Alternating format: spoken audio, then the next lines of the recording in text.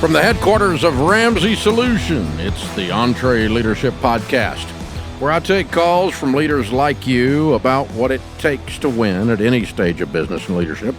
I'm Dave Ramsey, your host, with over 30 years of experience leading in the trenches right alongside you. We'd love to have you as a caller on this show. You just call, leave a message. We'll get back to you. The number is 844-944-1070, or you can leave the question and the idea you've got you want to talk about here at EntreLeadership.com/ask.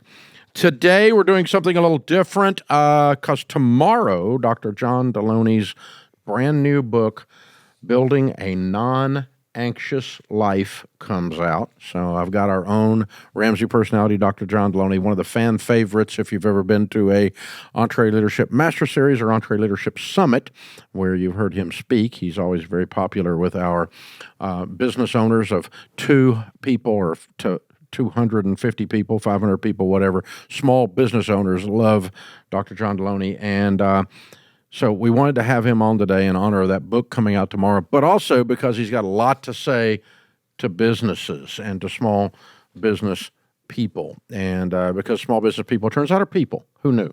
Who knew? There you go.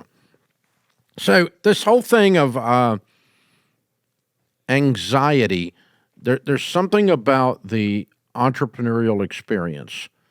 I always remember the famous John Johnson that did editor of Ebony magazine. He said, the entrepreneur is the only person who can go from sheer terror to sheer exhilaration and back every 24 hours. Every 24 hours. I mean, it's like, you are riding the tiger with a rattlesnake in your teeth. I mean, there's just something going on all the time.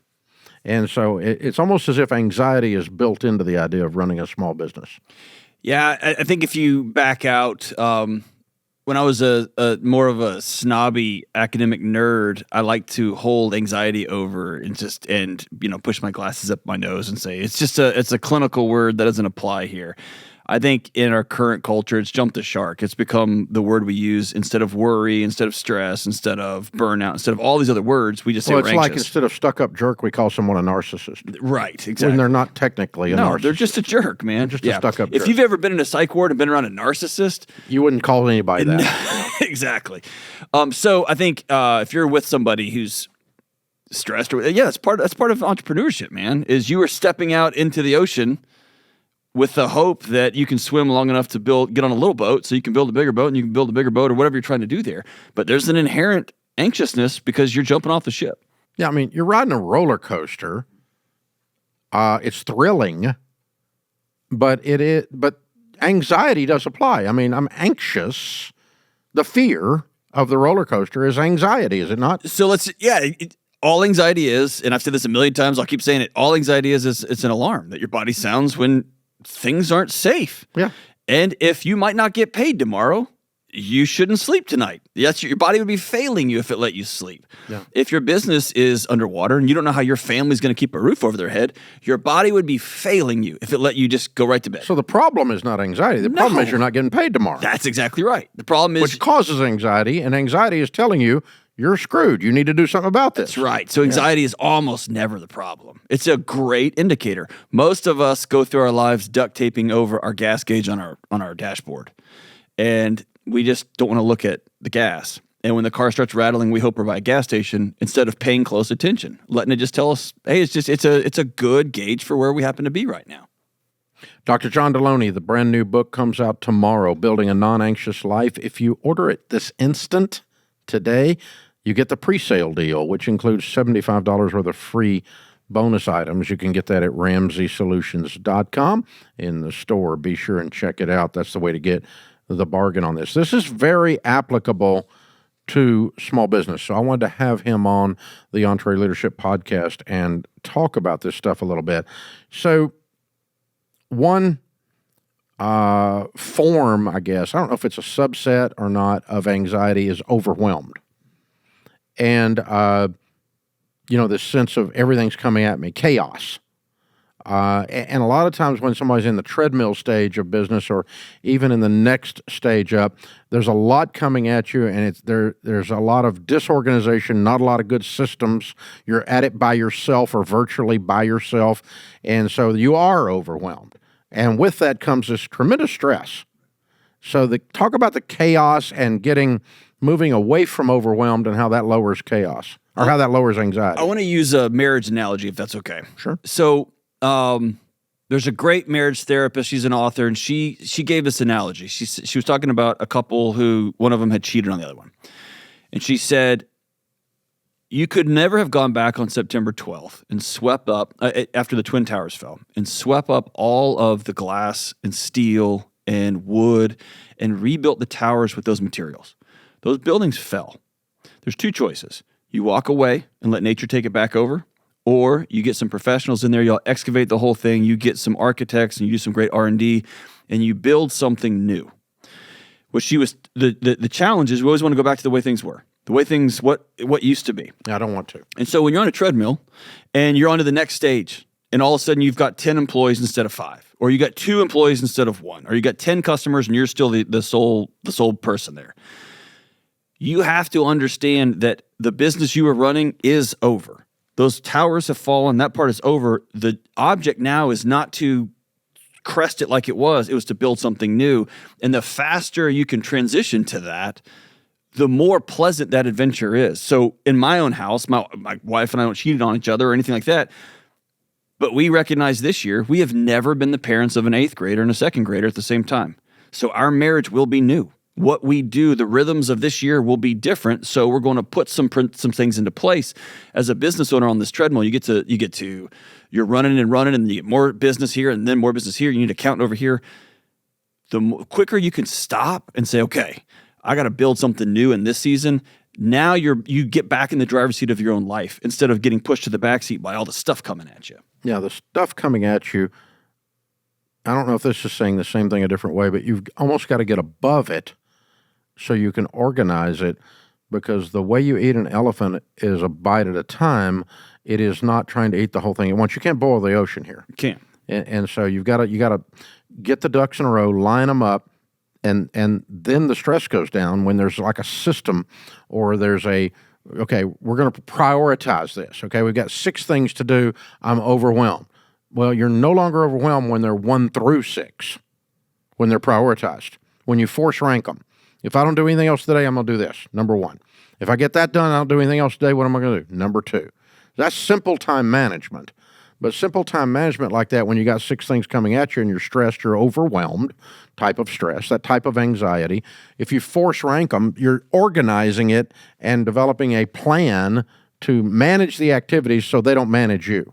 And the most common frustration I hear, and you've heard of infinitely more frustrations than I have, but the ones I hear the most from small business owners is when they're in that gap between I need to hire 2 more people, and either my business isn't big enough to hire 2 more people, so I'm having to do it all, or I can't find those 2 people. And so anxiety is not taking away the stressor all the time. It's what you said, sometimes sitting down. So I've got a book.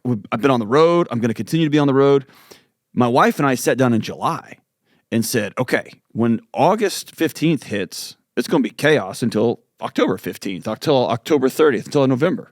We know it's coming, and we can begin to set up these things in play. It's when we think we're supposed to do everything and this thing on top of it. And so sometimes it's not even getting to that new thing. You're going to have to work some 20-hour days as an entrepreneur, probably a lot of them. It's when everybody in your world knows it. And when you go, okay, I'm going to give myself some grace over here, some peace over here. And when you know there's an end to it. That's it has to have a finish line. We can do this until Christmas. When it's rat in the wheel in perpetuation, you get quote unquote burned out. The most overused phrase on the planet. And let me just say, here's what burnout means. It's when your body says, I've given you enough signals, I'm out. I quit. That's your body saying I'm done. Because I've told you, I've tried to get you with anxiety, I've tried to get you with loneliness, I've tried to get you with depression and shut the whole thing down. I've tried to get your attention, you won't hear me. So before we have a stroke, I'm out. And that's when you can't get out of bed in the morning. Yeah. Or it feels like you got an elephant sitting on your chest. And when I was a kid, they called that like a nervous breakdown. It's a breakdown. I don't think that's technically a phrase, probably. It's your body saying I'm out. Yeah. Right? Yeah. And it's funny, when you're a kid, we all knew a guy who had a nervous breakdown. Yeah. And in the last 30 years... talked about in hushed tone. But in the last 30 years, that's the world we've created for all of us. There was that one guy that just couldn't quit working and was always just bananas and hated it and never was around his family and going and going and going. That's all of us now. Yeah, he was frenetic. Yeah. That's all of us now. We've created that world for ourselves. Dr. John Delony, the brand new book is Building a Non-Anxious Life. We're going to take some calls from those of you out there that want to be part of this discussion. The phone number is 844-944-1070, and he's one of our fan fave speakers at EntreLeadership Summit and EntreLeadership Master Series. We'll be right back on the EntreLeadership Podcast. Your business is humming, but now you're falling behind. Your team's buried in manual work. It takes forever to close the books. Arriving at one source of truth is like pulling teeth. If that describes your business, you should know these numbers: 36,000, 25, and 1. 36,000 businesses have upgraded to NetSuite by Oracle because NetSuite is the top cloud financial system for streamlining accounting, financial management, inventory, HR, and more. NetSuite turns 25 this year. That's 25 years of helping businesses do more with less, close their books in days, not weeks, and drive down costs. And one, because with NetSuite, you get a customized solution for your KPIs in one efficient system, one source of truth. You can manage risk, get reliable forecasts, and improve margins. Everything you need for better decisions, all in one place. Plus, right now, download NetSuite's KPI checklist for consistently excellent performance for free at netsuite.com/Ramsey. That's netsuite.com/Ramsey to get your own KPI checklist for free. Well, not only is Dr. John's book coming out tomorrow, but the EntreLeadership Master Series is coming up in just a couple of weeks here in November. In-room tickets are completely gone, so just get your FOMO ready. You're not coming. But you can join us on the live stream. And you've heard me talk about the stages of business on the podcast. You've heard me talk about the 6 drivers of business on the podcast. If you're a business owner trying to level up to the next stage, you need the tactical advice to get there. And the Master Series live stream in November will help you. The conference will be a deep dive into the skills you need to grow your business through every stage. This is not theory. These are lessons taken directly from what we've learned here at Ramsey, moving this thing from a treadmill operator at a card table in my living room all the way through the 5 stages, all the way to legacy builder stage now in the last 30 years. It doesn't have to take you 30 years. I did it the hard way. We'll show you how. The live stream is happening November 6th through 9, and you can watch from the comfort of your own home or office. As a matter of fact, that's all you can do. So go to EntreLeadership.com/Master Series and get your ticket before it's too late. We're talking with Dr. John Delony today. The brand new book coming out tomorrow is Building a Non-Anxious Life. Aaron is with us in Harrisburg, Pennsylvania. Hey, Aaron, your question for Dr. John. Hi there. Thanks for taking my call. Honored to talk to both of you. You too. Question for you guys. It's kind of twofold. I'll take Dr. John first with his insight, and then Dave, you can speak to maybe the business side. I manage a pharmacy. I've got a staff of about 23 people. One of my technicians, I inadvertently kind of stumbled into this, but they have been struggling with self-harm in the form of cutting. And upon further kind of discussions with them, have found out they struggle with suicidal thoughts. My question And they're is, handling pharmaceuticals? Yes. Sounds dangerous. Kind of, yes. But that's part of the question. How do I protect the delicate nature of the individual struggle while also prioritizing running the day-to-day function of the pharmacy and with the rest of my staff who are not privy to it yet? Oh, man. Well, one, thanks for being a boss that cares and wanting to think through this, both your team and the impact this has on your team and the individual here. So I think in a global sense, we'll get into some ADA issues. And so you need to check with your local or state ADA codes. I don't think you can, quote unquote, you couldn't remove somebody for having a mental health issue. What you can remove somebody for is behavior. Okay. Mm-hmm. So if you ever see medication missing and things like that, which you haven't said that at all, the bigger question I always want to bring up with somebody is cutting is sometimes that's super benign. It's not a big deal, right? Sometimes it's a precursor to something significant. And then if they're suicidal, then sometimes it's a ramp up. It's a practice attempt, right? So a couple of things I always would bring up when I'm sitting with somebody who's struggling with cutting is, one, making sure we've got a game plan internally. If you ever feeling like hurting yourself here in the office, you will commit to me that you'll come let me know, and I'll pull you off the floor, and we'll get you the care that you need. We'll get you where you need to go.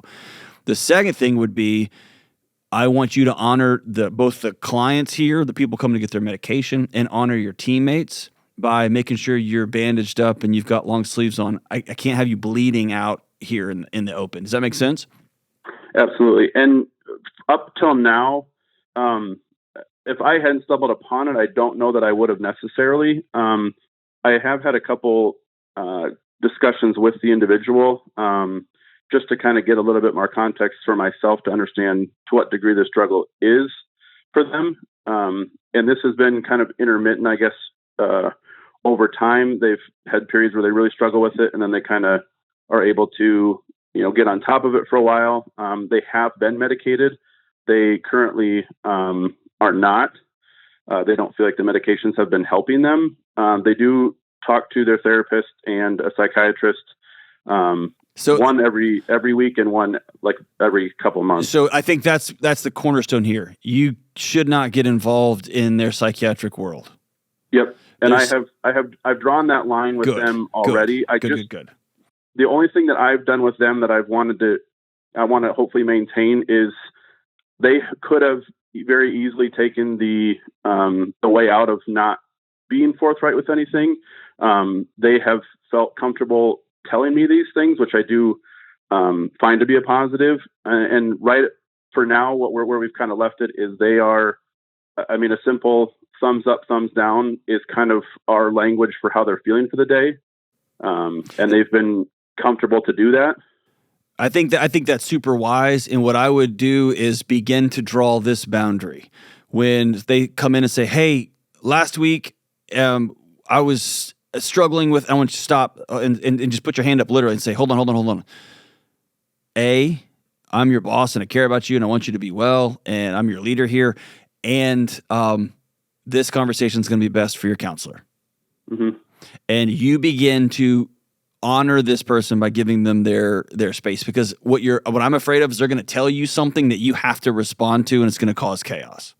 And I have that concern in the back of my mind. Yes. So make sure that you encourage this person to go talk to their mental health professional. You are not a mental health professional. I'm going to go ahead and stop you here, that kind of thing. And, but also ask, how are you today? You doing okay? Yep. Right. And so there's a human component. Absolutely. And honestly, Dr. John, that's what you just said is kind of where I've got it right now. And I'm kind of glad that it hasn't gone any further than that with my discussions with them. Like, we've thankfully drawn the boundary there. And I've also encouraged them to, if they need to bump up and ramp up the number of appointments that they have during the week or the frequency of them, that's good. Okay, you two guys got to help me with this because my head's about to explode. I can feel it. I can feel the heat coming off. And help me from the pharmacy perspective and the PhD in counseling's perspective, because I'm a regular guy sitting over here going, this guy's got access to messing up other people with the drugs and has got access to the drugs to create a suicide. But I'm really uncomfortable leaving him with access to all of that, or this person with access to all of that. So it's the psychiatrist and the psychologist's job, if they believe someone to be acutely suicidal, that they have to make the recommendation, you can no longer be in this environment.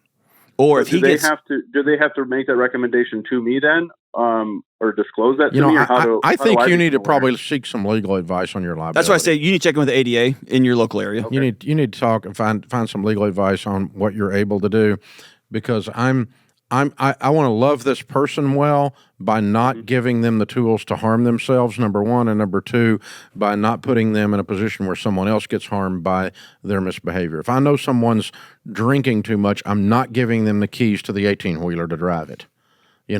If they have a drinking problem, they're off the clock. They're not going to get you come to me, you say I'm an alcoholic. I'm going to honor that. Thank you. That's a mental illness. We can categorize it as that. But I'm not going to let you. I don't care if you got your CDL. You're not driving my 18-wheeler. And I think the challenge here is the I hate to use this word, the spectrum of I'm having dark thoughts, and at 4:00 today I'm getting my gun. I'm going to take my life. I'm going to die by suicide. One of these is we got to get involved now, and one of them is, okay, it's a tough season, right? And so I think it's knowing when to get involved and when to say, do we have a plan? Yeah. Okay. I guess I'm gonna advise you as the business owner side, Aaron, to go get some legal advice, because I'm worried about what happens if something goes real sideways here and you have this knowledge and didn't act on it. More specifically, instead, we're just trying to pat them on the hand as they continued to go see their psychologist, and then all of a sudden the thing goes sideways and you are left holding the bag. I don't want that for you. That's what I'm worried about here. So anyway, not sure about it. I don't know that, but I have found in these situations as the owner of the business, when I don't take action on things, it ends up biting me in the butt later. When I don't take the action to serve in the name of whatever, to serve the person and the constituency, serve the other people, then I get bit. But good advice all the way around. You called on the perfect day with Dr. John here, so you got good help. This is the EntreLeadership Podcast. Dr. John Delony is with me today here on the EntreLeadership Podcast. I'm your host, Dave Ramsey. Thanks for hanging out with us. Hey, if you like the show, please follow it. Subscribe. Click the follow button, the subscribe button, the like button. Click the 5-star review. That's helpful. Share it in any way you can, whether it's a YouTube share, a share on your podcast venue, however you're doing it. Hey, we appreciate you. When you spread the word on this, our numbers are skyrocketing on this show, which means nothing about the host. It means everything about you guys sharing it. Thank you very, very much. The brand new book is Building a Non-Anxious Life by Dr. John Delony. So, John, we're talking in the first segment that anxiety is an alarm. It's the symptom, not the problem. And out of that construct, you built the 6 daily choices that you go through in the book to build a non-anxious life. Yeah, so the idea being more people than ever before in human history are under the care of a mental health professional. More people than ever before in human history are medicated. We have access to more people via our devices than anyone could ever fathom throughout history. You have 4 million quote unquote followers or friends on Instagram, right? I'm not confused that they're friends. That sort of human access is insane. Just going back up 50 years, right? And the anxiety and depression and all these different things are up off the charts. And so we have to step back and say, okay, what we're chasing this thing down whack-a-mole isn't working. And that led me to, what if I created a world? What are the steps I could teach? Sit down with somebody who's not have 15 PhDs and figure, what are the steps I can take in my house so I can be a more present dad, a better business owner, better leader, so that my alarms stop ringing off all the time. And when they do go off, I know that there's actually something there. And so that was, how can I distill all this stuff down? And we landed on those 6 choices. The first one of which is you have to own reality. You have to choose reality. What is the state of your marriage? Are you 30 pounds overweight? Are you working 20 hours a day and you're on year 4 because it's not sustainable? What's the state of your finances? What's the state of your business? What's the state of your team? Do your kids walk in the house and they walk past you and shut the door because they don't want to talk to you? And that's choosing reality. Where are you? And last 10% of truth, Jim Collins calls it. We are in an age of distraction. Everything in our culture helps us avoid denial. And that's right.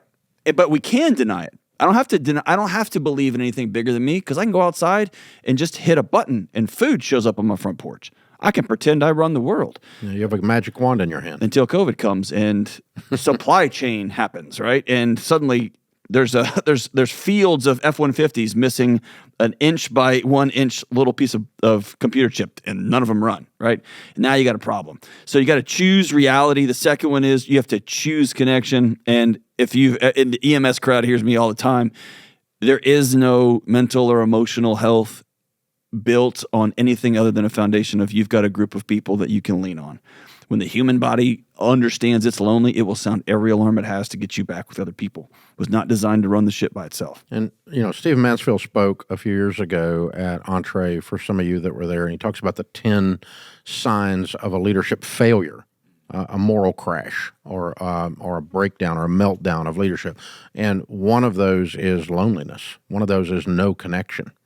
Well, it's lonely at the top. No, it's lonely if you choose. If you choose it. but you have to. It is easy. The default mechanism, it's harder to find eagles because they don't flock if you're flying at a high level, but you can find them. And it's a work you have to do. Yeah, it's an act of intentionality. It's a part of the job. Yeah, you have to go. Okay, I cannot be the Lone Ranger. Even he had Tonto. I mean, I got to have some guys, if you're gals, I got to have some other business people that I can share with. I got to have a group I get together and do X or Y with, whatever maybe it's recreation, maybe it's just hang time. I got a bunch of guys I get with once a month, cigar night. We just sit around and they're all high players, but sometimes we just goof off. We don't say anything important. And other times we talk about, this really deep book that John Delony wrote on building a non-anxious life. It can be goofy. Hey guys, my marriage is in trouble. Yeah. Right. And I think when we over dramatize those moments together, we got to get an ROI on this. No, dude, just go be. If you just go be and just go be and just go be, the other will show up. One of the guys will show up, right? And then you move on to, you have to choose freedom. And I think you and I have had some great back porch conversations about this. If you lay the stock market growth over the last 150 years, and then you lay the national debt and the personal debt on top of that hockey stick, and then you lay the everything from mental health diagnosis to people in jail, we have a very sick culture, and I can't attach causality to it. Those studies haven't been done. But when the human body knows you are not in control of what you do right now, that you get up tomorrow to go to work because the bank told you to, because they're going to take your car from you, they're going to take your house from you, they're going to take your food from you, your body would be failing you if it let you sleep. So if you owe money, if somebody else is running your life, whether it's your mother-in-law, whether it's your kid's soccer coach, or whether it's a bank, your body will sound the alarms. Yeah, the freedom. And the joke line we always use on that is, if you're an employee and you come in Monday morning, the boss starts cussing at you and you don't have any debt, you start walking off. Yeah. Where are you going? I don't have any debt. Not listening to this. Not listening to your crap. Yeah. And that's true if you got a nasty vendor. It's true if you got a nasty customer that you need to fire. You can't fire a nasty customer if you're broke and you got SBA payments. You got no freedom. You're stuck. And that creates anxiety. Correct. I mean, and you have to swim in sewage. No, the opposite of it is peace. That's why we call it financial peace. Two words that don't go together, like airline service, right? I mean, unbelievable. The next one is mindfulness. And I really debated making this the title, because when I think of mindfulness, I think of an old man with a long beard on a cloud sitting with his meditating. Doing LSD. Right. When I say choose mindfulness, here's what I mean. Choose awareness and choose curiosity. Those two words will get more people through more situations. So when you start to snap and yell at the little league coach in your kid's game, just for a second, be curious. Why am I so mad at that 15-year-old wearing the umpire suit that's too big? This is a little league game. Why am I so enraged? It's not against that guy. Or if that guy cuts you off in traffic, why did I instantly create a story about how he's on drugs and he hates everybody and he's just trying to kill people, stupid millennial, instead of creating a story, he's just trying to get to his wife in the hospital before she dies. I get to pick which one of those stories. One of those is going to give me a stroke and a heart attack. One of those is going to calm my body down. So if you can be aware and curious, that employee just came in late for the 4th day in a row. That's not like that guy. I'm aware. I noticed it. I'm going to go sit down and be like, hey, you're not all right because this isn't like you. That's curiosity and awareness, and it brings the temperature down in every room you come into. That guy, I trust him in every one of the things he does, and he just brought me a presentation that's awful. I'm going to be curious about that, because me hitting him in the mouth right now is not, he knows that the presentation wasn't great. So and that happens with your wife, with your kids, with your employees, with your that vendor's late again on that payment. I can get enraged and go to war, or I can go visit them. One of those two, right? And then the last, and then you got to choose health and healing, and that's really own your past, change your future, right? I got to choose to move my body. I got to choose to exercise. If you wake up and have 4 Monster Energy drinks and 2 cups of coffee, and you put a dip in, and you wonder why your heartbeat is beating out of your chest, you're not choosing health, right? And some of us have old traumas we got to heal from. We have relationship issues we got to heal from, and that's in that bucket. And that final one is choosing belief. And here's ultimately what I mean by that. For all of human history, your tribe was bonded by God or whatever your tribe believed in. That higher power, that God told you what you're going to wear, what roles were, who was going to do what where, but that bonded you together. And you walked outside and you looked up in the sky and you said, "Dear God, please rain or my kids die." And over the last 100, 200 years, we've gotten real cocky because we pump water from 4 miles underground and we hit a button and food delivers and we start to think we're the center of the universe. And then we came up with these cute little psychological theories that told us all the goal of life is self-actualization, that you can finally become the center of your universe. And if you look back what Carl Jung wrote about and Freud wrote about, we're here. We made it. We're all self-actualized. We have everything. And the self was never made to hold the universe.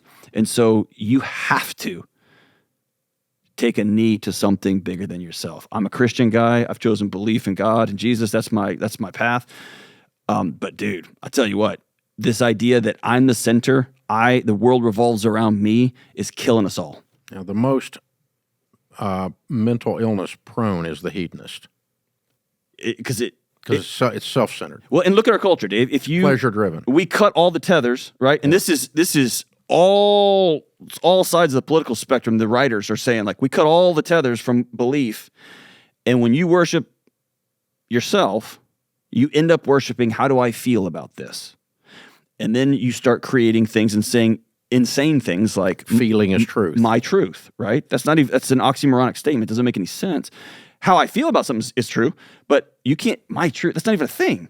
But you start going down this path of, I don't want to feel uncomfortable, and then all of a sudden we get the mess we have now, right? Peretti said, you can't have your truth and I have my truth, because one of them, by definition, is not the truth. That's exactly right. And you can't have a bunch of little spheres bumping into each other as we're all in these little bubbles, because that's what we've created with our little cell phones. We stare at our phones, we bump into each other's little bubbles, and your body screams off the hook. And then they troll up. Yeah, that's where it comes from. So from. You have to have the courage to say, I cannot hold up the center of the universe. I'm going to choose belief. And man, that goes in a loop, and some things are easier from others. A couple of those are going to be real easy for you. A couple of those are going to be like, that's a challenge. And a couple of those, well, and it depends on the day. Real hard. That's exactly right. That's why it's a daily choice. I mean, some days you can choose reality more than other days. Some days you can choose freedom or working towards it more than other days. Some days you can choose belief for health or healing. Yeah, and so, but that's why it's 6 daily choices. The book is Building a Non-Anxious Life by Dr. John Delony. You can get it right now if you go at the second, real quick, on pre-sale, because it comes out October the 3rd. After that, all the extra $75 worth of goodies is gone. And so, you want to go ahead and get it at RamseySolutions.com as fast as you possibly can. That about puts this edition in the books. Remember, better a weary warrior than a quivering critic. Leaders serve. Leaders are active, not passive. Leaders act on principle, not appearances. This world needs more high-quality leaders, so choose to lead. I'm Dave Ramsey, your host. Thanks for listening to the EntreLeadership Podcast.